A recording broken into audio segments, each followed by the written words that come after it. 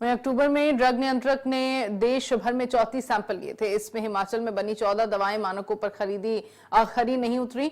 बद्दी, बरोटीवाला और नालागढ़ एशिया का सबसे बड़ा फार्मा हब है और हर महीने यहां की कंपनियों की दवाइयों के सैंपल फेल होते रहते हैं, लेकिन इन सब के बावजूद कोई कार्रवाई नहीं होती है। इस पूरे मामले को लेकर हमारे संवाददाता ने ग्राउंड जीरो पर जाकर लोगों की राय जानी है, वो आप सुनिए। नमस्कार, आप देख रहे हैं इंडिया न्यूज। आपको बता दें कि हर महीने की तरह इस बार भी जो सैंपलिंग हुई है हम यहाँ पर जो दवाइयों की, उसमें 38 दवाइयाँ जो के सैंपल जो हैं वो फिर फेल हुए हैं।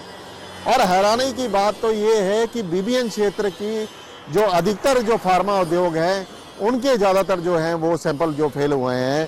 तो एक बार फिर जो है कहीं ना कहीं सरकार के जो प्रदेश सरकार के जो कार्य हैं उसमें कहीं ना कहीं एक बार फिर सवालिया निशान उठ गया है कि ड्रग जो विभाग है वो क्या कर रहा है, या प्रदेश सरकार क्यों इस मामले को जो है वो उठा नहीं रही है। हालांकि जब हमारा जो स्वास्थ्य मंत्री हैं धनीराम शांडिल्य, उनसे जब एक बार हमने बातचीत करी, उन्होंने कहा कि जिस उद्योग का 3 बार जो है नोटिस चले जाएगा उस उद्योग पर जो है कार्रवाई होगी, लेकिन धरातल पर ऐसा कुछ नहीं है, क्योंकि बार बार जो है फार्मा उद्योगों को सैंपल फेल होने पे नोटिस बार बार जो है ड्रग डिपार्टमेंट देता है, लेकिन उसके बावजूद जो है धरातल पर उन कंपनीज के खिलाफ जो है कोई कार्रवाई नहीं होती। हालांकि ड्रग विभाग के जो अधिकारी हैं उनसे जब बातचीत होती है तो वो ये कहते हैं कि हमने नोटिस दे दिया है, बैच जो है हम वापस मंगा रहे हैं, लेकिन अब आप देखिए कि लोगों की जिंदगियों से किस तरह से खिलवाड़ किए जा रहे हैं। ये जो लगातार जो सैंपल्स जो फेल हो रहे हैं, दवाइयों के सैंपल फेल हो रहे हैं, क्या लगता है आपको कि भी कितना का असर पड़ता है इसका?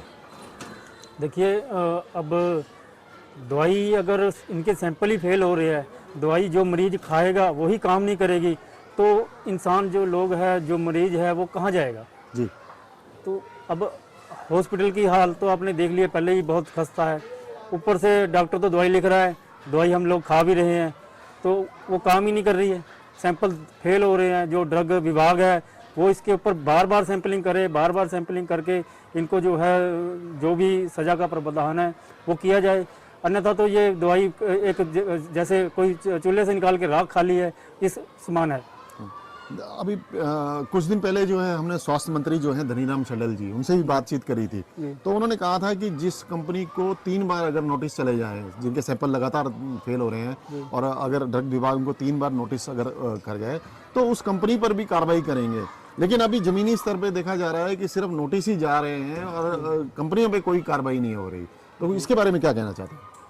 देखिए, इसके बारे में तो अब सरकार ने जो निर्णय लेना है, अब बार बार सैंपल जो है फेल हो रहे हैं, एक कंपनी के नहीं, अब किसी का नाम तो हमने क्या लेना है। जी जी। हम देख ही रहे हैं, हम पढ़ रहे हैं, रोज न्यूज़पेपर में आ रहा है कि आज उस कंपनी का सैंपल फेल हो गया, आज उसका हो गया, लेकिन कार्रवाई के नाम पर तो कुछ नहीं है, कार्रवाई के नाम पर तो जीरो है, कुछ नहीं हो रहा है। तो ये थे हमारे साथ जो है राजेश शर्मा जी, जिनसे हमने बात करी। तो और भी लोगों से हम जानकारी लेंगे कि क्या दवाइयों के सैंपल जो फेल हो रहे हैं, तो क्या इसमें जो है सरकार की या केंद्र सरकार की लापरवाही जो है वो सामने आ रही है। हम बात करते हैं जो लगातार जो सैंपल्स फेल हो रहे हैं उस पर जो है इनका क्या कहना है। महेश गौतम जी हमारे साथ हैं, और आपको बता दें कि ये प्रधान भी हैं और अब जो है पार्षद भी हैं यहाँ पर, और इनके जो पॉलिटिकल कैरियर है उनके उस पर भी जो है पैर रखते हैं।